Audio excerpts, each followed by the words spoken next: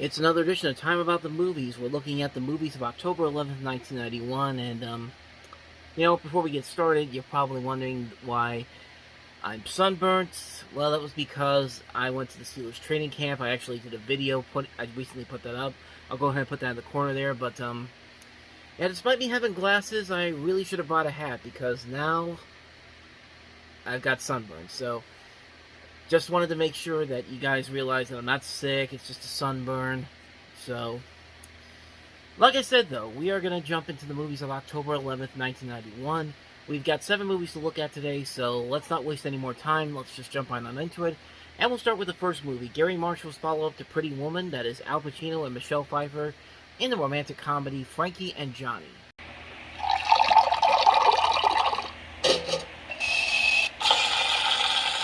The professor just stuck his hand up my skirt again. You poor old bump. At Nick's Apollo Cafe. Oh, I am so sorry.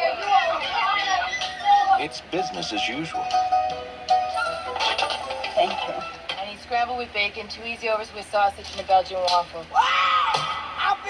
But somewhere between the hamburgers and the hash browns, This guy is a hot dog. a cook with a hunger for life My head is full of quarrel, like an egg is full of meat. William Shakespeare, Romeo and Juliet. fell for a waitress I'm asking you out with me tonight on a date. Just asked her out. who's lost her taste for romance. I want to go out with you, that's all. No. And oh. Frankie? Johnny? Ooh, I just got goosebumps. Do you know that song? Frankie and Johnny. Is that a life? Yeah, sure. Send out for a pizza, rent a film, a dinner, and a movie. And I don't have to deal with some jerk trying to put his tongue in my ear. I love the way you swear, Bill. I feel like you're too needy for me. Oh, come on, what is that? Well, I mean, What does I that just mean? feel like you want everything that I am. She really likes this guy. When it comes to the question of love, I'm okay. Are you okay? Personally, I think we should be married. I definitely want to have kids. some people won't take no for an answer. She's falling for me. What can I say? I'll handle him. Al Pacino, Michelle Pfeiffer, in a Gary Marshall film, Frankie and Johnny. We were a couple before we met.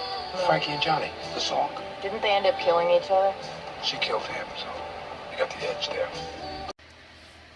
So not only was this Gary Marshall's follow-up to Pretty Woman, this was actually the first movie since Scarface that both Al Pacino and Michelle Pfeiffer starred in, and they were lovers in that movie.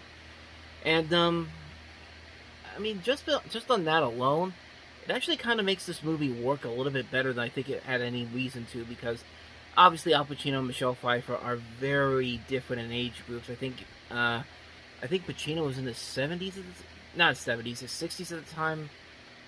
Actually, let me double check. Okay, I was way off. Al Pacino was like in his 50s, and Michelle Pfeiffer was still in her 30s when this movie came out, so I was definitely off on that one. But, I gotta say, their chemistry still works pretty well here. This is a movie where, unlike the last time these two meet up, there was a whole different angle there with more of the violence going on in here, but this is just a straightforward romantic comedy, and it does work. Both these actors really work off each other very well. You also have a lot of Gary Marshall's recurring people in this, including Hector Elizondo, who was also in Pretty Woman and The Princess Diaries later on. You have Nathan Lane in here, Kate Nelligan. Just a great cast overall here. Some great music by Marvin Hamlish. It's a very good movie. It's an enjoyable film that I did not think was going to be as good as I thought it was. As I thought it was, but it's pretty fun. It's a pretty fun movie if you go into it with the right. If you go into it with the right attitude and you're just looking for a good, fun, romantic comedy to watch, this is definitely worth the time. I'd say definitely check it out if you can. Frankie and Johnny. So, with that said, let's go ahead and look at what some might say would be another fun comedy to look at, and that is Ernest Scared Stupid. Monstrous trolls have sprung to life. Hope you're from Cleveland. And now Ernest P. Worrell is springing into action. He'll try anything I don't Tai Chi Kung Fu, Chow Mein. and everything Your shoes untied. to save the day. It's showtime. It's Ernest P. Worrell in a brand new movie, Ernest Scared Stupid. How about a bumper sandwich, booger lips? You know what I mean? Starts Friday, October 11th at a theater near you. So I've talked about the last couple of Ernest movies on this particular show. I've not been the biggest fan of them. I think it's like I said, the only one I really liked was Ernest Saves Christmas, but that was mostly because of Douglas Steele's Santa Claus. So I probably am not the right person to watch these movies. I know Ernest has a loyal fan base to him, and I guess for loyal fan base, they definitely get what they're asking for in this particular film. Fortunately, the movie didn't do so well at the box office, and Disney actually stopped making these movies after 4 films, and they moved the films into independently produced films. And after that, didn't work out so well. That it became a straight-to-video market, and Jim Varney kept making these movies until he died. I mean, good for him, man. Hey, make money any way you can, but I mean, like I said before, I'm not the right person for these particular movies. I think, like I said, the only reason I liked the Christmas one was because of Santa Claus in that one. But I'll give them credit, though. They are at least trying something unique and creative with this. I mean, I do like how the opening of this features a montage of various clips of different horror and sci-fi films. And the creatures designs in this are actually not that bad. There were a couple of moments in this movie that I actually did get a little tense there. It's just like, that was actually pretty good. That was actually good. I was not expecting that from a movie like this, but like I said, yeah, this movie series really isn't for me. I know it has a loyal fan base, so it definitely fills that fan base's needs, so that's really all I gotta say about Ernest Scared Stupid. With that said, let's go ahead and move on to the next movie, and that is Shattered.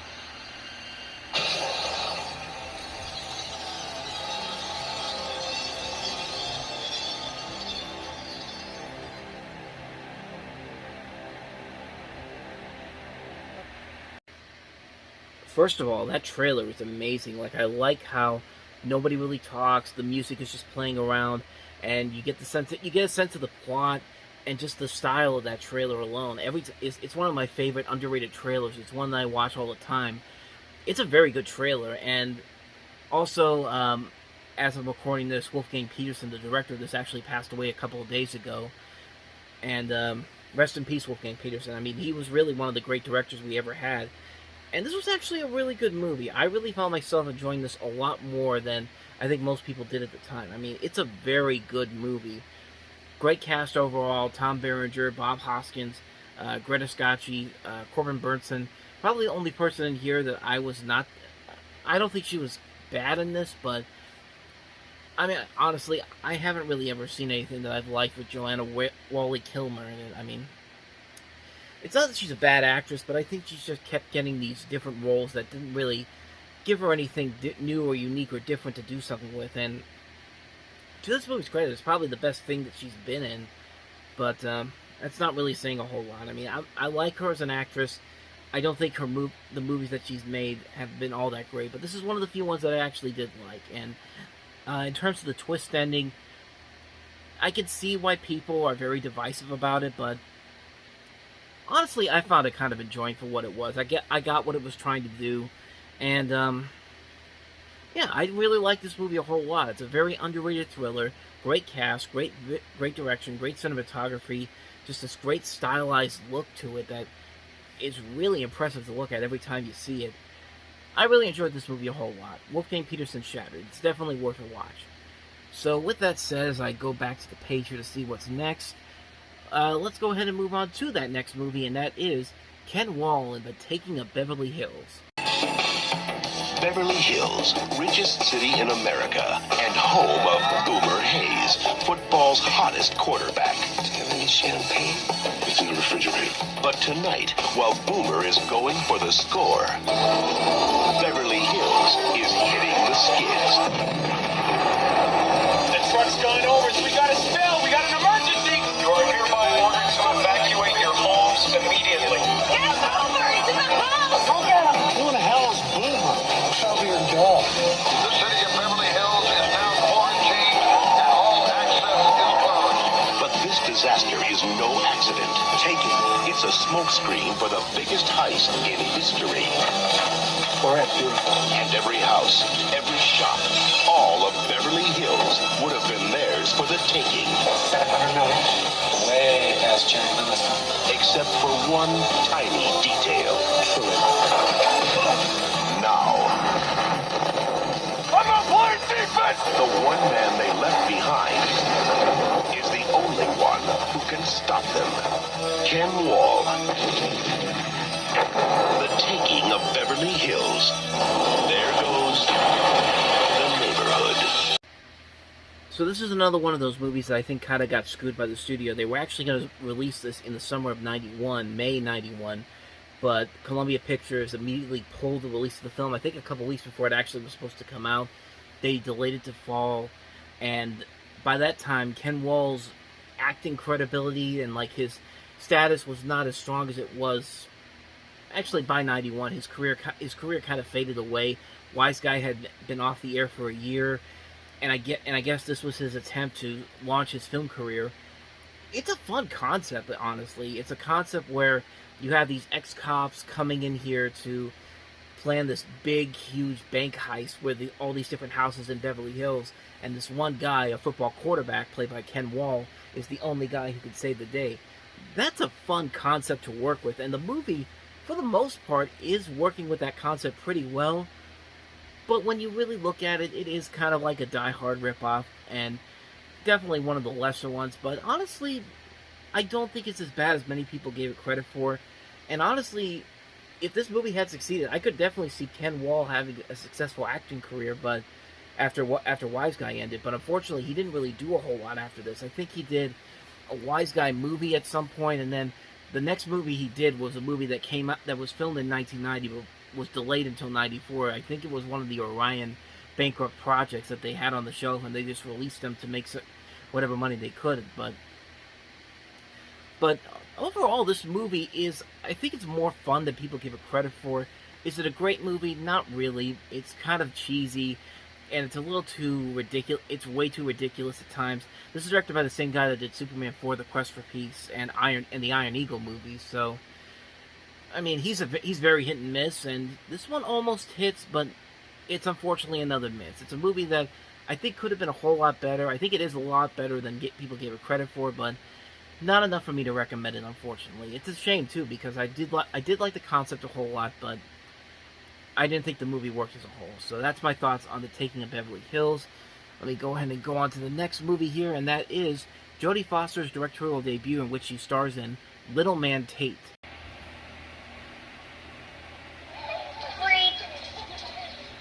All right, let's all be good citizens and be very, very quiet, Fred. Death. There stands death, a bluish distillate in a cup without a saucer. Such a strange place to find a cup, standing on the back of a hand.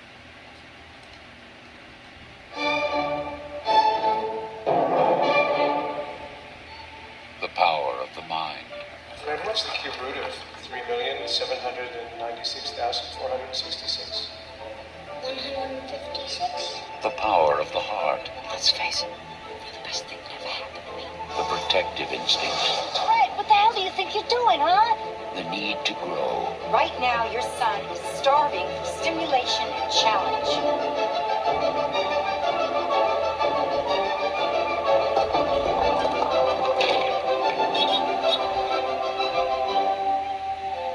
He just wants to be a normal, happy little kid. Well, he's not normal, thank God. If anything happens to him, I'll kill you.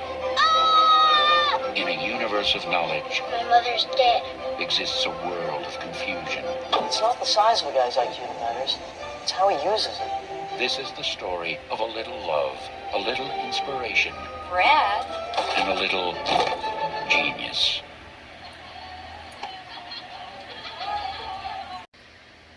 It is kind of funny how this was set up to be the big Oscar contender for Orion Pictures and Jodie Foster. This was supposed to be the movie that wins her another Academy Award, when Orion actually had another movie with Jodie Foster in '91 that ended up winning an Academy Award, and that was, of course, Silence of the Lambs.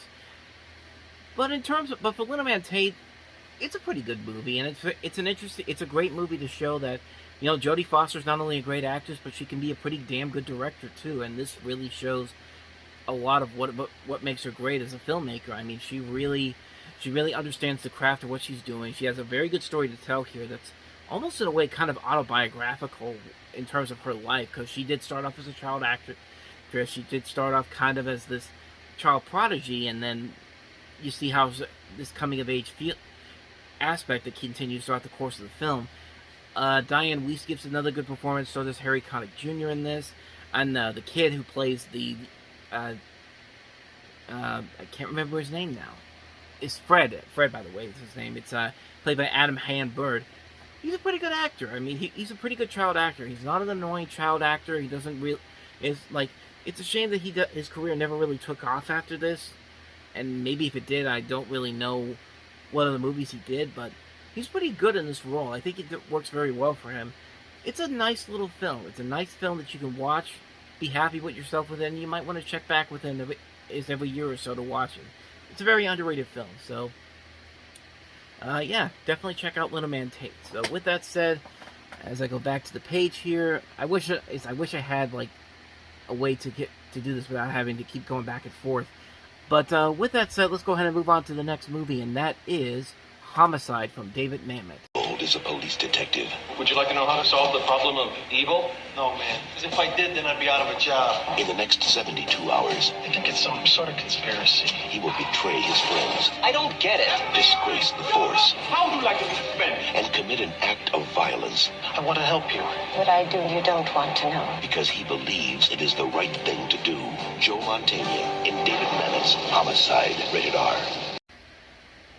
I mean, when it comes to David Mamet, he very rarely misses. Like, when he usually puts himself behind a project, he really turns out something really, really enjoyable to watch. And before this, he had written and directed House of Games and Things Change, both of which I believe had Joe Mantegna in it. I know House of Games has Mantegna in it. I can't remember if Things Change does, but he's been behind a lot of other great stuff. He wrote The Verdict. He wrote The Untouchables, the Brian De Palma film. He wrote We're No Angels, and the following year, he would have two winners with Glengarry Glen Ross and Hoffa. Also wrote Wag the Dog, Ronin. He's just great. Whenever he puts himself on whenever he has a new project, I will watch it. I mean, I've really been a big fan of his work, and this is definitely one of his more underrated films. It's a movie that I don't think gets talked about a whole lot, but it is a commanding performance by Mantegna once again. You also have William H. Macy in here, Ving Rhames. Just a phenomenal cast here working the script. Great cinematography by Roger Deakins. It's a great underrated film. Definitely check it out if you've loved all the other David Mamet films and you're looking for an underrated gem of his. This is definitely it. Homicide, it truly is a great film. So, with that said, let's go ahead and move on to the last movie, and that is John Sayles' City of Hope. I am director of 8 Men Out and Make One. These people are not the right out your door. It's a friggin' lunatic asylum. L Street has to come down for Galaxy Towers to go up. City of Hope. So the premise of the film is that it's an intersecting tale with a multitude of characters living lives which in one way or another, revolve around an old apartment block scheduled to be demolished. That's what the plot that I got from IMDb. And if you listen to that plot, it sounds very similar to other movies like The Big Chill, or something that we would get later on down the road with Grand Canyon. You have these characters that you're following, and they all meet up together in a specific setting. And this is one of those movies that definitely feels like that. And, you know, for the most part, it's a pretty good, well-made film. Everybody in here feels very realistic. Nobody ever feels like they're just playing a role and just going with it. For the most part, everybody in here does a very good job. You have a great cast that includes Vincent Spano, Joe Morton, David Strathairn, Chris Cooper, Angela Bassett, Frankie Faison, Gloria Foster, John Sayles himself is in this movie, Gina Gershon's in here. It's a very good, well-made film. It's a nicely done film. It does get the kind of emotions that it is trying to go for. It makes you want to feel angry about the fact that this actually happened, and sadly that some of the stuff that does happen in this particular movie still happens to this very day. It makes you mad. It makes you want to do something, and that's what a good film should do. It should make you think about what you're trying to do. It makes you think about what can you do as a person to decide how to make the world a better place. And movies like that, where you have to think about it, really do make for the best movies, and this is definitely one of the stronger movies to do such a thing like that. It's a very underrated film. If you haven't seen it, definitely check it out. City of Hope, from director John Sayles.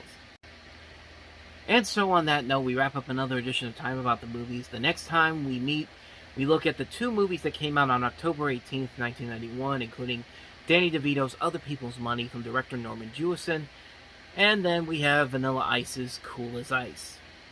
Needless to say, one of these two movies is much better than the other one, but I'll let you figure that out for yourself, and then we'll talk about it next time we meet. But until then, thank you guys for watching, and if you want to see more videos like this, check out the playlist on the next page, check out the previous episode, and I will see you folks tomorrow for another episode. So thank you for watching, I'll see you guys next time, and until then, take care.